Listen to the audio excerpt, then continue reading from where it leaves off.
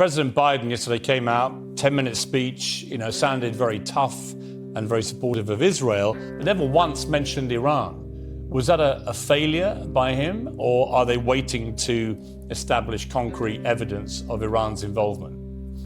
So I think there's a good reason he could have done that and a bad reason that he could have done that. And the bad reason is pretty obvious, which is that the United States has unfrozen $6 billion in assets to flood into Iran in return for hostages. That money is fungible, and there's every possibility that money flowing into Iran since the weakening of sanctions has contributed to Iran's spread of terror. That is not only a possibility, that's a probability, and everyone knows it. So if you avoid mentioning Iran, then presumably it avoids blowback. That is the bad reason. The good reason might be that the United States wants to take down the temperature in the region. So right now, geopolitically, this is a contained conflict. This is Israel versus Hamas in the Gaza Strip, and everyone of good heart on every side should hope that it remains that way. If Hezbollah, which is on Israel's northern border and is an Iranian client, Hezbollah is a massive and significantly more powerful than Hamas terrorist group that exists and has say in the government of Lebanon. Again, Israel is surrounded on a lot of sides by terrorist groups that masquerade as government. Hezbollah has about 150,000 much more sophisticated rockets than Hamas pointed at northern Israel. Everyone understands that if Hezbollah, which would only do this at the behest of Iran, if Hezbollah were to get in, Israel would then be stretched militarily to the point where they would not have any choice but to go full force. And what that means is that all of the talk right now